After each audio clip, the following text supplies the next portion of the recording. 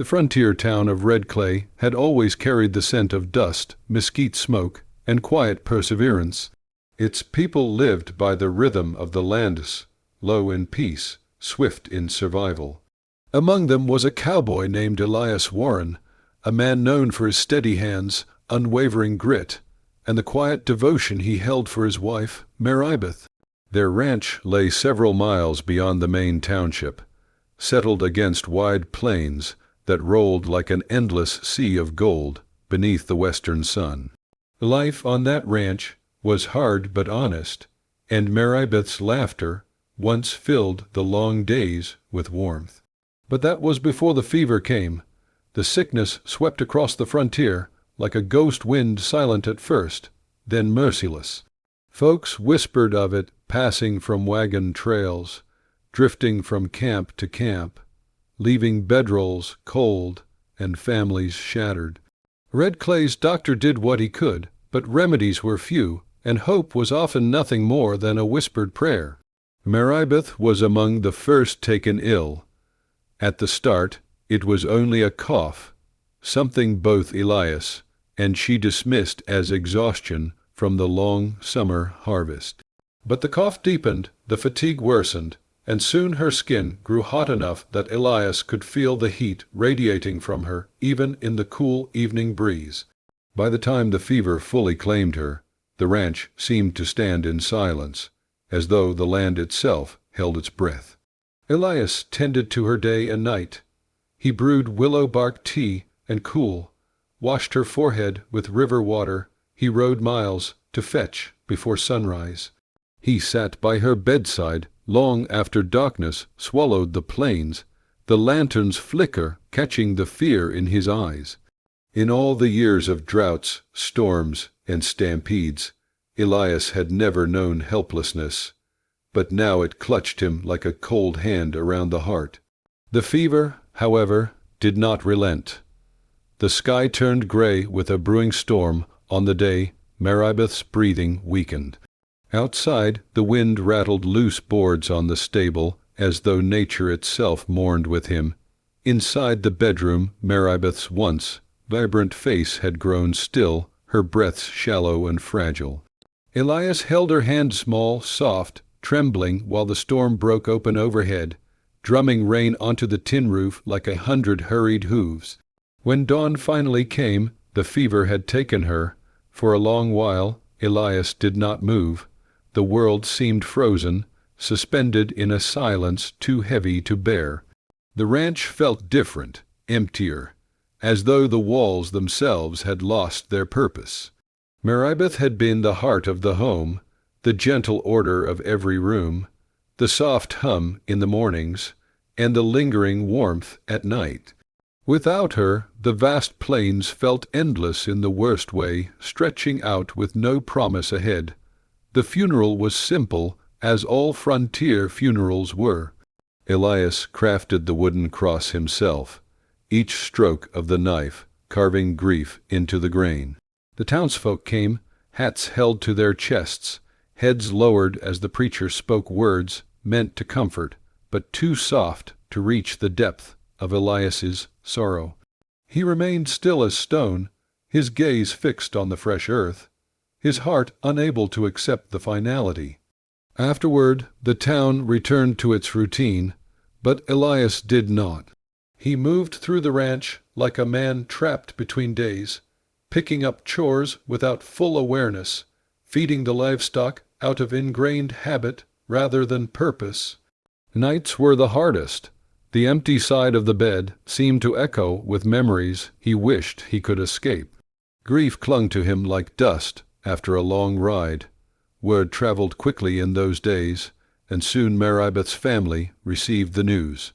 Her younger sister, Clara Dawson, lived 3 days right away with her aging parents. When Clara learned of Meribeth's passing, she did not hesitate. Though the journey was long and perilous for a woman traveling alone, she packed her belongings, mounted her horse, and followed the wagon routes until the landscape turned familiar with the reach of Red Clay's plains. Clara arrived on a quiet afternoon when the sky lay wide and pale. Elias was repairing a fence post near the property line when he heard the soft thunder of hooves. Looking up, he saw her approaching, a lone figure dusted by the trail, her braided hair tucked beneath a worn hat, her eyes carrying the same gentle strength Maribeth once held. He had not seen Clara in years, not since the wedding. Though she resembled her sister in features, Clara carried herself differently, steadier, more reserved, as though she had built armor from life's hardships rather than letting them break her. She dismounted slowly, her gaze settling on Elias with a softness that struck him unexpectedly. Behind her eyes lay sympathy, but also something unspoken, an understanding that came only from shared blood and shared loss. Without words, she stepped forward and embraced him, not out of romance, not out of expectation, but out of the deep human need to hold another soul when grief threatened to swallow the world whole. Inside the ranch house, Clara moved through the rooms with a reverence that drew memories from the shadows. She touched the spines of Maribeth's books, straightened the embroidered cloth on the table, and paused at the window where her sister once stood to watch sunrise brush gold over the prairie. Maribeth would have hated to see it like this. Clara finally whispered, not to Elias, but to the quiet room, as though speaking directly to the lingering presence of her sister. Elias watched her, seeing not only Clara's grief, but also a faint stirring of something else within him, something he could not name, something that felt almost like a distant reminder of life. Before the storm, Clara unpacked her things not as a visitor, but as someone who intended to stay as long as necessary. She cooked meals, tended the chickens, and swept the floors, restoring rhythm to a home that had fallen silent.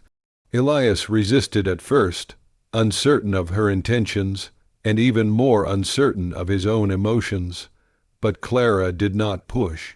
She simply worked, quietly filling the empty spaces Maribeth had once occupied, not replacing her, but honoring her.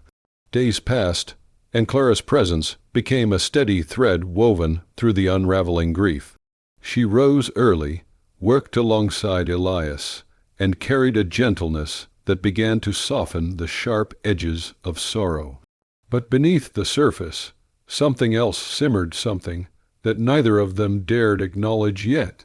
A shift in the wind, a change in the silent glances, a slow, unavoidable pull of two lives thrown together by tragedy and tenderness.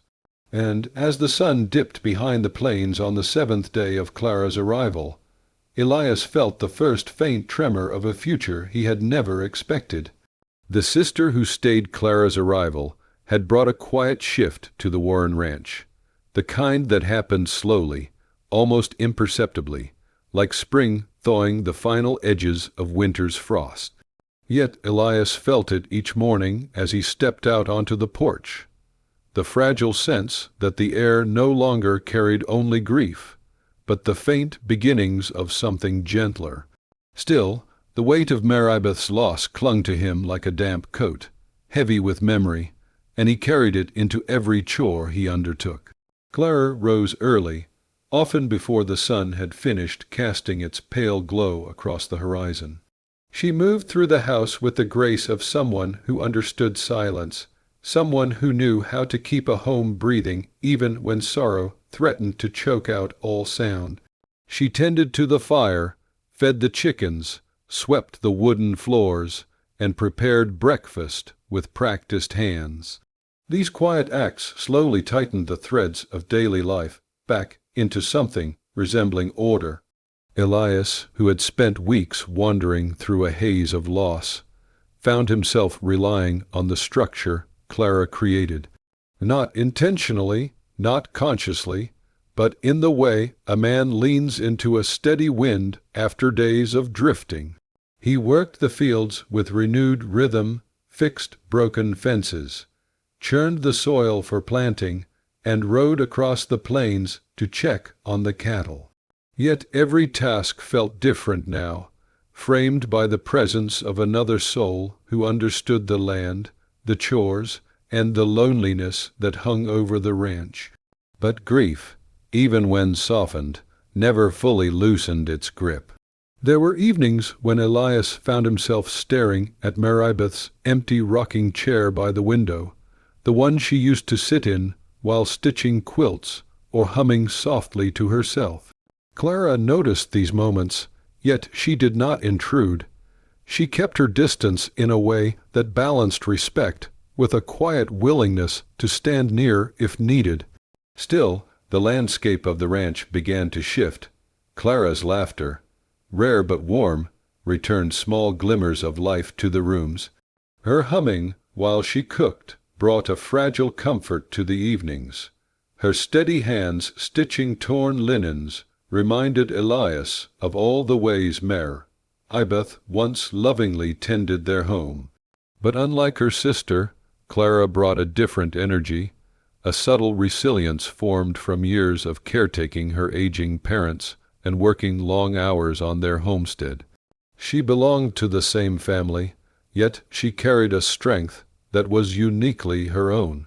One late afternoon, after hours of mending a damaged portion of the cattle fence, Elias returned to the house with dust caked on his boots and sweat darkening his shirt. As he approached the porch, he caught sight of Clara kneeling among the herb beds Maribeth once cherished. Clara's hands were stained with soil as she pulled weeds and replanted sprigs of rosemary and sage that had withered from neglect. For a moment, Elias froze, struck by the strange sensation of seeing someone tend the garden again. The sight pulled at something deep within him. Pain and comfort intertwined. Clara sensed his presence, but instead of rising, she continued working, giving him the choice to stay or walk away. He stayed. It was a simple moment, yet it marked the beginning of a quiet shift between them. Clara did not try to fill Maribeth's place. Instead, she stepped into the spaces grief had hollowed out, cleaning them, tending them, and restoring the ranch in ways that honored her sister's memory without trying to replicate it. Still, the nights weighed heavily on them both. Clara slept in the small room at the end of the hallway, the one Maribeth had once called the spare room. Some nights she lay awake listening to the wind press against the walls or the distant low of cattle unsettled by coyotes. But more often she heard Elias's footsteps pacing quietly through the house long after dark. She knew grief made rest elusive, and though she wanted to comfort him, she also respected the limits of what her presence could offer. One evening, however, grief caught up to Elias in a way he could not hide. Clara found him in the barn, sitting on an overturned bucket, his head lowered, his hands clasped tightly as though holding onto something that no longer existed. The lantern beside him threw wavering shadows across the wooden beams. He looked like a man fighting against the tide of his own sorrow, losing ground with each breath. Clara did not speak, not aloud, not into the hollow space between them, but she stepped forward, gently placed her hand on his shoulder, and simply stood there. It was not comfort born of romance, but the kind born of shared loss, shared memories, and shared responsibility for a life that had once been whole. In that silent moment, Elias felt the weight shift just enough for him to breathe again. As days turned to weeks, Clara's presence became as natural to the ranch as the sunrise that painted the sky with fire each morning. She worked tirelessly beside Elias, taking on tasks before he even asked, repairing what was broken and restoring what had been forgotten. Yet with each passing day, the distance between them subtly changed, not in a way that erased Maribeth's memory, but in a way that hinted at the fragile possibility of healing. Still, Clara carried a burden of her own. She missed Maribeth deeply, more than she allowed herself to show. Every corner of the house held echoes of her sister, tones in her voice, patterns in her sewing, the scent of her favorite lavender soap lingering faintly in the bathroom. Clara often stood by the window, late at night, staring out at the moonlit fields, trying to understand her place in a home that was both familiar and foreign. She had come to help, not to stay. Yet the ranch began to feel less like a temporary refuge and more like a place where her hands were needed, where her quiet strength mattered, where her presence filled a void that might never fully be healed but could be softened. The townsfolk began to notice, too. When Clara rode into Red Clay for supplies, the shopkeepers offered soft condolences, followed by curious glances. Rumors, subtle as dust in dry wind, drifted through the town. Folks wondered why she stayed so long, wondered whether the widowed cowboy and the devoted sister were walking a path that fate had quietly carved. But neither Clara nor Elias spoke of such things. They worked, they healed slowly, and together, without acknowledging it, they built something delicate, something that hovered between duty, companionship, and the faint whispers of something deeper. One morning, as Elias saddled his horse to check the northern pasture, Clara came out to hand him his water canteen. Their hands brushed just lightly, just a passing moment, but something in that touch lingered, not desire, not confession, but a recognition. A shift, a spark formed from shared loss and the steady rebuilding of their lives. Elias looked at her, truly looked, as though seeing her not only as Meribeth's sister, but as a woman who had stepped into the storm of his grief and held steady despite the wind. Clara, sensing the change, lowered her gaze. She was not ready for what that meant, nor was he, but the world does not wait for hearts to catch up. And in the following days, a new challenge would rise from the plains, one that would force Clara and Elias to confront not only their grief, but the future neither had dared to imagine. A ranch tested by storm and stranger, the Warren Ranch had begun to settle into a new rhythm, a delicate balance shaped by two grieving hearts learning to move through their days without falling apart. Clara's steady presence had restored order to the home, and Elias's renewed focus had returned the ranch to working condition.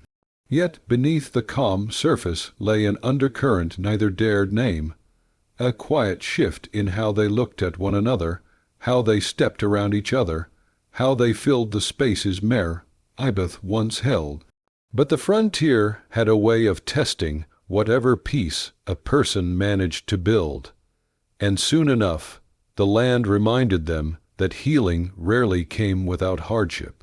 The first sign came in the form of dark clouds rolling over the far horizon.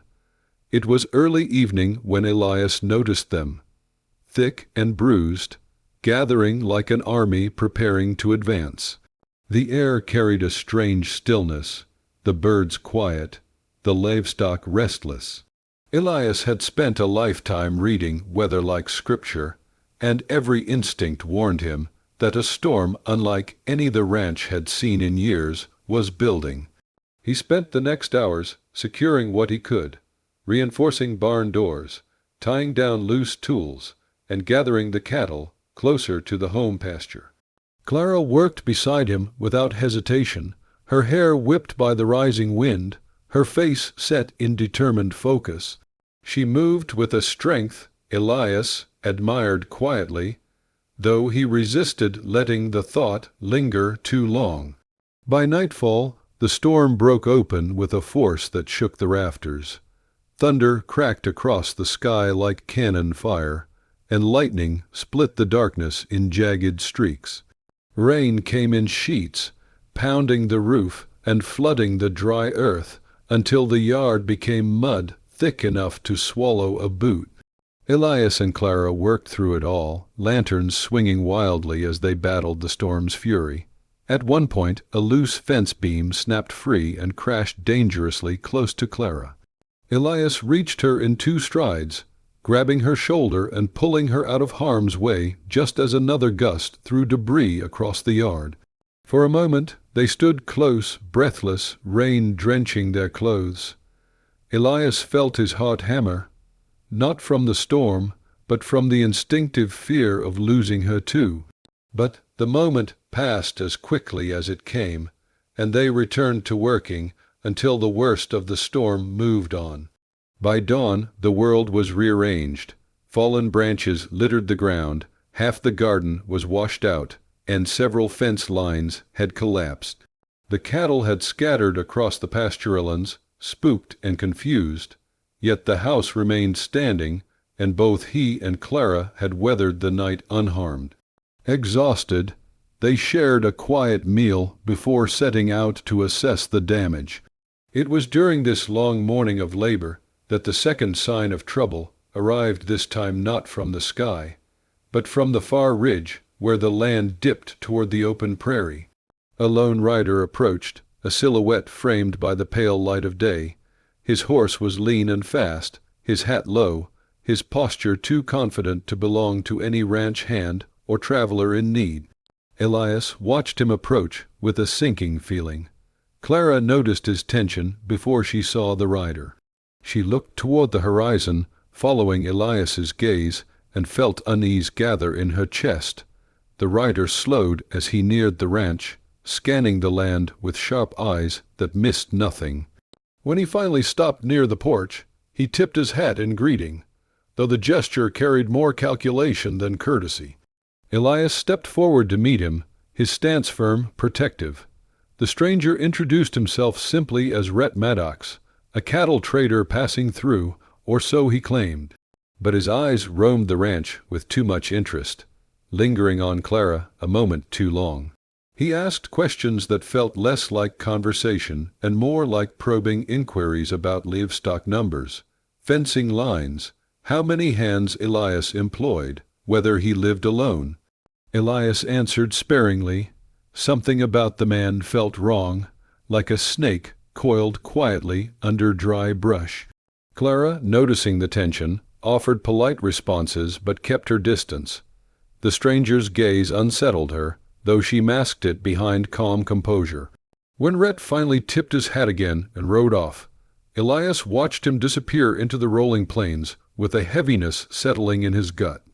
That evening Clara found Elias checking the rifle that hung above the fireplace. He moved with practiced precision, inspecting the barrel, cleaning the chamber. It was a habit he rarely performed unless something weighed on him. Clara didn't interrupt, but he felt her presence and spoke with a tone low and edged with worry. The stranger, he explained, wasn't from around these parts, and men who showed too much interest in remote ranches were often scouting for opportunities, sometimes to take livestock, sometimes land, and sometimes worse. Clara absorbed his words with quiet understanding. Danger on the frontier came in many forms, and law was often too distant to intervene when trouble found its way onto private land. In the days that followed, Elias kept a closer watch on the ranch. He rose earlier, checked fences more thoroughly, and rode wider patrols around the property. Clara tended the house and continued restoring what the storm had damaged. But she noticed Elias's increased vigilance and felt her own guard rise. Yet amid this quiet tension, the subtle bond between them continued to grow.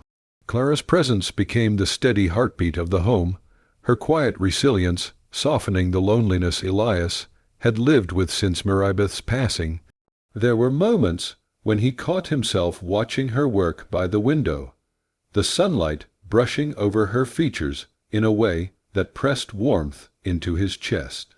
And there were moments when Clara felt the weight of his gaze and found her breath tightening, not in discomfort, but with a confusing sense of closeness. Neither spoke of it, neither dared. Still, the nights seemed less silent, the days less heavy. Healing was happening, slow and fragile, even as unseen danger crept closer. One afternoon, as Clara was mending a torn saddle strap on the porch, she glanced toward the far ridge and saw a flicker of movement, a reflection off metal, the glint of a spyglass aimed in their direction. Her breath caught. She closed her eyes for a moment, steadying her pulse, then quietly went to find Elias. When she told him, Elias's expression darkened with certainty rather than surprise. He had expected trouble to return, and now there was no doubt. The storm that had tested their land was nothing compared to the storm about to test their lives, and the choices they made in the coming days would draw them closer than either had dared imagine. The night the stranger returned, the Warren Ranch fell into an uneasy quiet after Clara spotted the distant glint of metal on the ridge.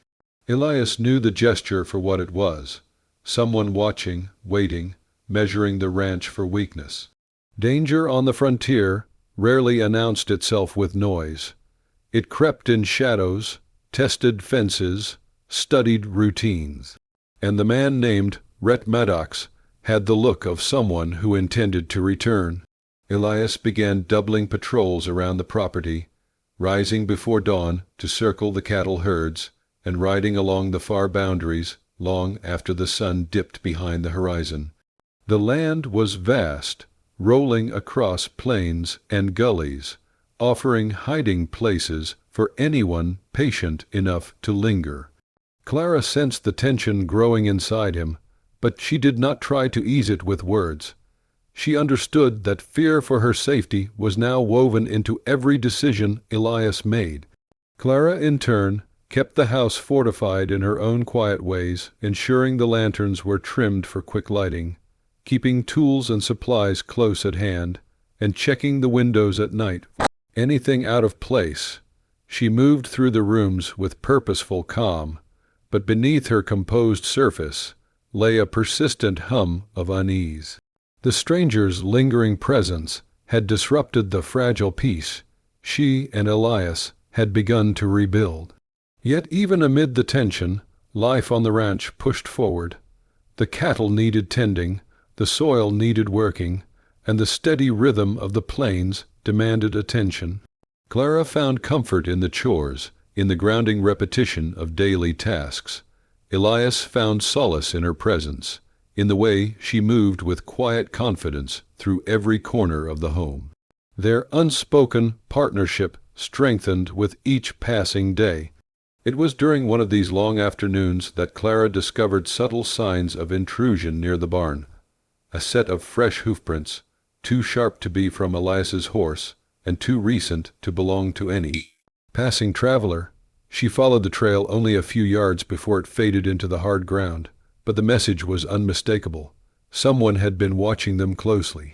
When she told Elias, the grimness in his expression deepened. He said nothing immediately, but the tightening around his jaw revealed more than words could. The ranch was becoming a target. The next nights stretched long and heavy. The wind carried strange sounds across the open plains, noises that could have been coyotes or distant riders, or simply the imagination feeding on fear. Clara lay awake, listening to the creaks of the house, to the shifting boards, to the occasional thud from the barn as animals stirred uneasily. Elias, meanwhile, slept little. He kept the rifle within easy reach, and paced the house long after midnight. Then, on the fourth night, the danger they had anticipated finally arrived. The evening had fallen still and unnaturally calm. The moon hung low and bright, casting silver light across the plains and turning the land into a quiet sheet of reflection. Clara sat near the window sewing, the rhythmic motion of the needle offering fleeting calm. Elias was on the porch, scanning the horizon with eyes sharpened by weeks of vigilance. He didn't see or hear the men at first. Instead, he sensed the shift, the slight tremor in the cattle's movement, the way the horses in the corral stomped nervously, the sudden hush that settled over the night as though the land itself held its breath. He stepped off the porch just as shadows emerged from the far tree line. 3 riders. They moved slowly, deliberately, with the confidence of men who believed the land belonged to them. The lead rider sat tall on his horse, the brim of his hat low enough to shadow his face, but Elias recognized him instantly. Rhett Maddox. Clara noticed the movement from inside and rose from her chair, her breath catching as dread coiled through her chest. The sight of the men did not shock her. She had been expecting them, but the reality was far heavier than the fear she had imagined. Elias walked forward with steady steps, as though confronting danger was something carved into his bones. He positioned himself between the riders and the house, silent but resolute. Rhett's men fanned out behind him, their horses restless, their hands poised near gun belts. The air thickened with tension.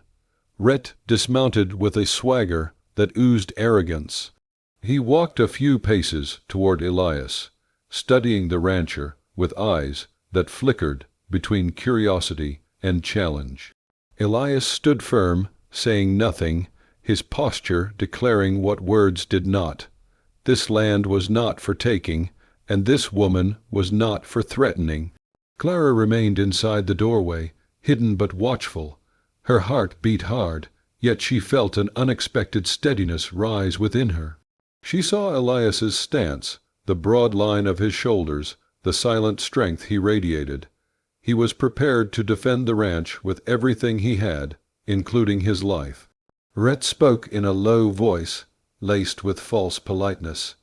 He claimed he wished to discuss an opportunity, to negotiate a proposition benefiting both parties. But Elias knew better than to trust a man who circled a ranch in the dead of night with armed men at his back. He remained silent, giving no ground. The conversation was short. Rhett's tone sharpened when he realized Elias would not bend.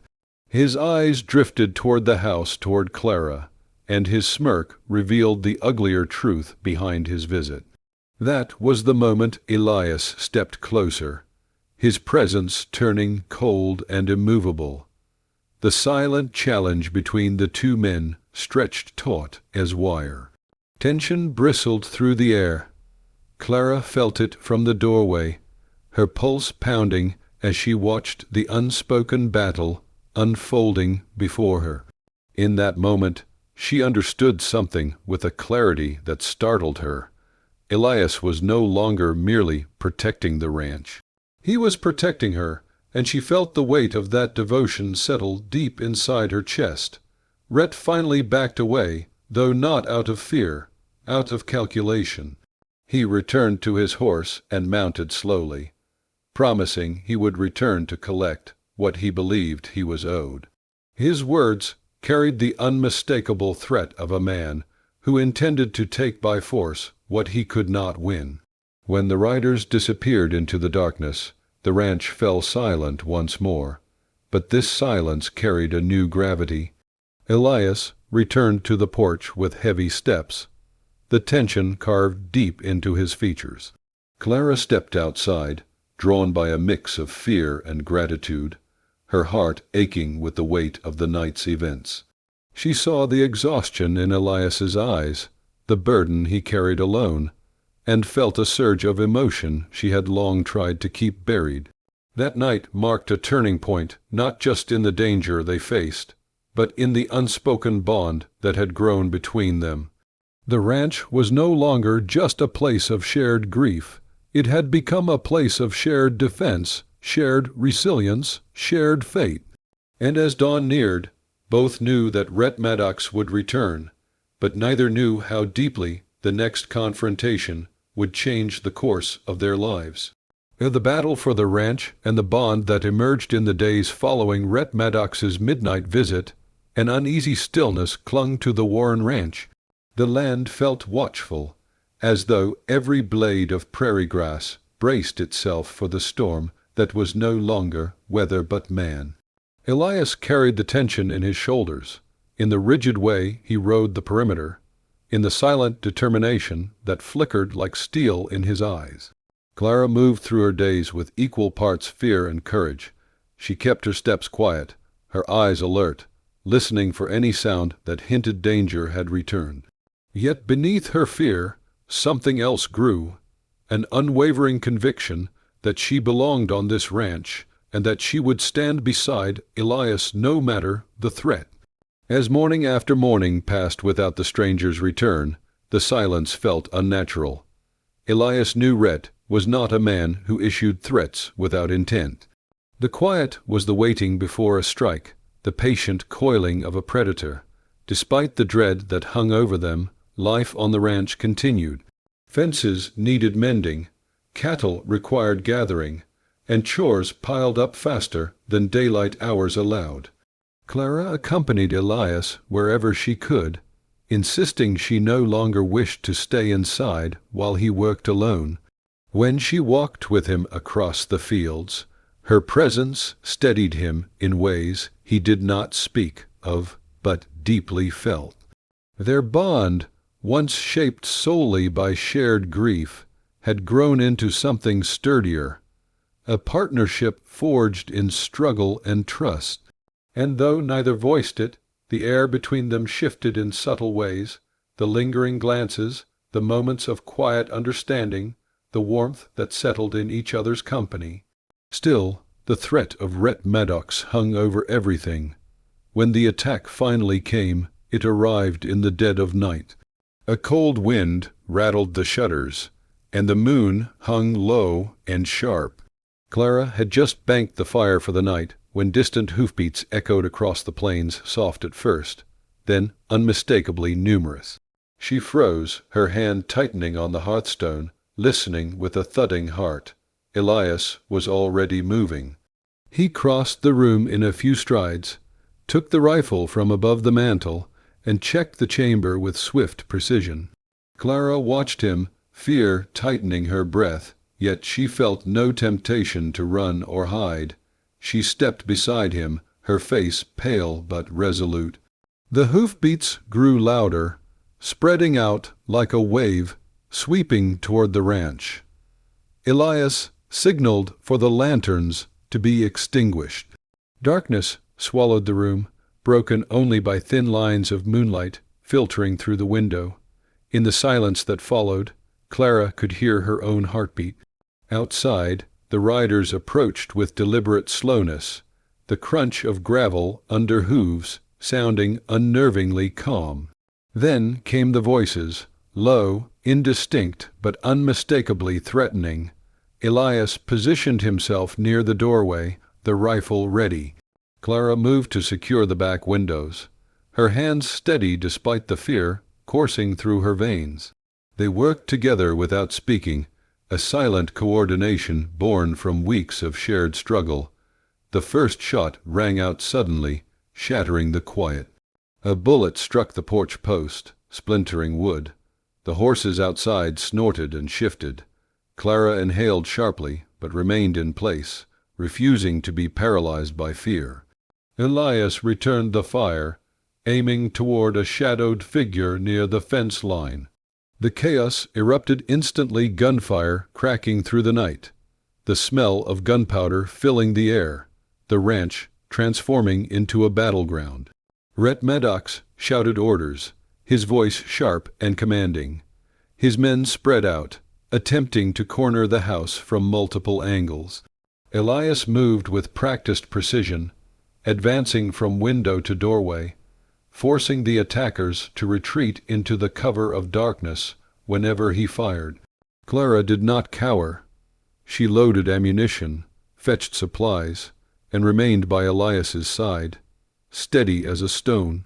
Her resolve emboldened him, gave him strength he hadn't realized he had left.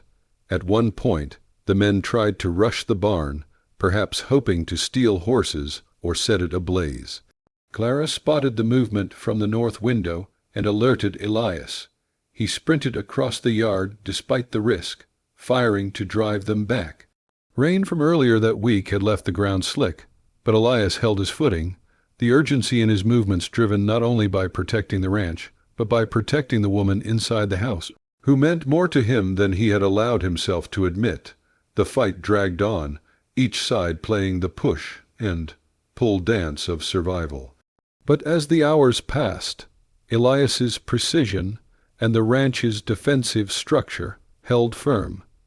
The attackers, though numerous, were not disciplined. They rode with greed, not purpose. One by one, they fell back, unable to breach the defenses Elias and Clara had prepared. But Rhett Maddox was not so easily deterred. He attempted a final surge, riding forward with reckless determination. His silhouette loomed against the moonlight as he charged toward the house, intent on finishing what he had come for. Elias raised his rifle, aiming carefully, but before he could fire, Rhett's horse stumbled on uneven ground, throwing him violently to the dirt. The fall knocked the wind from him, leaving him momentarily vulnerable. Elias seized the moment, advancing steadily, keeping the rifle trained on Rhett. Clara rushed outside despite the danger, drawn by both fear and a fierce desire not to let the ranch fall into the hands of a man who had caused them so much torment. Rhett, dazed, attempted to rise, but Elias stood over him, resolute. The message was clear. The ranch was defended, the threat defeated. Rhett saw the futility in continuing and hissed curses under his breath, but he signaled for his remaining men to retreat. The riders scattered into the night, their silhouettes swallowed by the darkness. Silence settled heavy, broken only by the labored breathing of man and horse. Elias watched until the last shadow disappeared. Only then did he lower the rifle, his chest rising and falling with exhaustion. Clara approached slowly, the moonlight softening her features. When Elias saw her, relief washed through him with overwhelming force. She was safe, the ranch had survived, and something had irrevocably shifted between them. Clara stood inches away, dust clinging to her dress, her breath visible in the cold night air. Elias felt the weight of the moment, not as a man who had simply defended his land, but as someone who had fought with every ounce of his being to protect the woman who had become the heart of his healing. Clara looked up at him, her eyes reflecting gratitude, fear, relief, and a depth of emotion she could no longer hide. They stood in profound silence, the chaos behind them, the dawn still far away. But the truth was clear. Their lives had intertwined beyond duty, beyond grief, beyond circumstance. And what came next would change everything. A new dawn, a new bride. The aftermath of the attack left the Warren Ranch quiet in a way that felt unreal, as though the night's violence had been a fevered dream. But the shattered fence posts, scattered hoofprints, and lingering smell of gunpowder proved it had been painfully real. Clara and Elias moved through the morning with weary steps, tending to the wounded animals, securing broken boards, and restoring what could be repaired. The sun rose slowly over the plains, casting long shadows over the land that had so narrowly escaped ruin.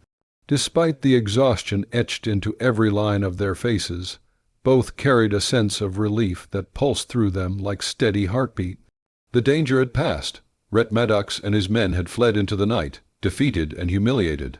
Though they might roam the frontier elsewhere, they would not return to this ranch. Elias had made it clear the land was protected, and Clara's bravery had shown that it was not defended by one person alone, but by two hearts standing firmly together. The day after the attack unfolded quietly. The wind drifted through the grass again, gentle instead of threatening, and the cattle grazed without restless pacing. A fragile calm began to settle, wrapping the ranch in a sense of safety neither Elias nor Clara had felt in weeks. But beneath that calm, a deeper realization slowly surfaced, one neither could ignore any longer. What they had endured had bound them together in ways far beyond necessity. That afternoon, Clara prepared a simple meal in the kitchen, while Elias repaired the barn door. The previous night had been a haze of action, but now, in the settling quiet, each moment carried a new weight. When Clara stepped outside to bring him water, she paused, watching him work. His movements were strong, sure, leaving no trace of the fear he had surely felt the night before. But she had seen his fear, not in weakness, but in the fierce way he had protected her, in the desperation that had flashed in his eyes when danger neared. She understood now that his heart could hold more than grief. It could hold love again, even if that love had grown in unexpected soil. Elias accepted the cup from her hands, their fingers brushing in a way that sent a quiet tremor through both of them. The moment lingered, suspended in the warm afternoon air. Elias set the cup aside and stood before her, not speaking, not needing to. Something in Clara's expression softened, her eyes lowering briefly before rising to meet his. They both knew the truth long before words dared form. Still, the frontier demanded practicality as much as it allowed emotion. Life alone on such a ranch was difficult, especially for a man recovering from loss and a woman with no home but the one she had rebuilt here. The townsfolk had already begun murmuring curiosity, blossoming into assumption. And though Elias cared little for gossip, he cared deeply for Clara's dignity, her future, and the legacy of what Meribeth had once wished for her family. Yet neither wanted a union born from pressure or necessity. Instead, they allowed the truth to unfold in its own time. That evening, as the sun dipped behind the rolling hills and bathed the ranch in golden light, Elias stood by the small wooden cross that marked Meribeth's grave. He had visited it countless times since her passing, always carrying a weight he could barely bear. But today he felt something different, a calm acceptance, a peace acknowledging that grief had walked its course and now rested where it belonged. Clara approached quietly, carrying wildflowers she had gathered from the field. She placed them at the base of the cross, her hand gently brushing the wood. For a long moment they stood side by side, bound by shared sorrow and the life that had grown from it. Clara bowed her head, whispering a silent promise to her sister, one of care, honor, and devotion to the home Meribeth had cherished. Elias felt his breath catch, sensing the sincerity in Clara's gesture, the love she held for the family she had lost, and the one she was slowly becoming part of. When Clara lifted her gaze to his, it held no fear, no hesitation, only quiet understanding. The path ahead was clear. In the days that followed, the town of Red Clay slowly learned of the attack on the ranch. Neighbors stopped by offering help, repairing fences, and bringing supplies. The community believed deeply in protecting its own. Yet it wasn't long before whispers began circulating, respectful whispers, but whispers none the less about Clara's place on the ranch and the bond she and Elias shared. Some wondered whether grief had brought them together. Others believed fate had placed Clara exactly where she was meant to be. But those closest to them, the preacher, the neighbors who had known Meribeth, saw something else entirely. The unmistakable signs of two hearts finding solace in one another after unimaginable sorrow. Eventually, Elias visited the preacher with a quiet request. There were no grand gestures, no long speeches. Just a man who wished to honor the woman who saved his home, healed his heart, and brought light back into the darkness that had consumed him. The preacher agreed, touched by the sincerity in Elias's voice. Days later, in the small church overlooking Red Clay, Clara walked down the wooden aisle wearing a simple dress she had sewn herself. The morning light filtered gently through the windows, casting soft hues of warmth across the room. A few townsfolk had gathered, offering smiles and nods of encouragement. Elias stood at the altar, dressed in his best shirt, his hands clasped in front of him. When Clara reached him, he felt a surge of emotion he had not believed himself capable of feeling again. She looked up at him with quiet strength, the same strength that had carried her through grief, storms, danger, and the long nights of uncertainty. The ceremony was simple, like everything on the frontier, but it was profound in its honesty. When the preacher spoke the final blessings, something in Elias's heart settled into place, like the closing of a chapter and the opening of another. Clara Warren, the name felt right not as a replacement for Meribeth, but as a continuation of the love that had once shaped the ranch. Their union was not born from desperation, nor from loneliness. It was built from shared loss, shared courage, and shared hope for a future carved from the harsh plains they had survived together. The ranch flourished in the months that followed. New crops grew, the livestock thrived, and for the first time in a long while, laughter returned to the house, gentle, genuine, and bright.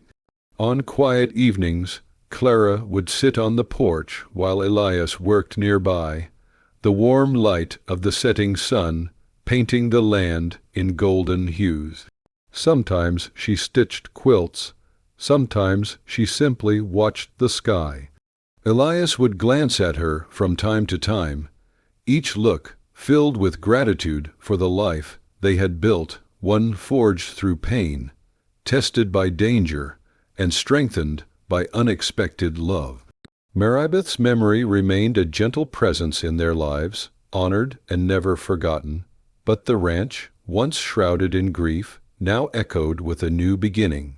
A beginning shaped by the cowboy who lost his wife to fever and the sister who came to help, stayed to heal, and became his new bride.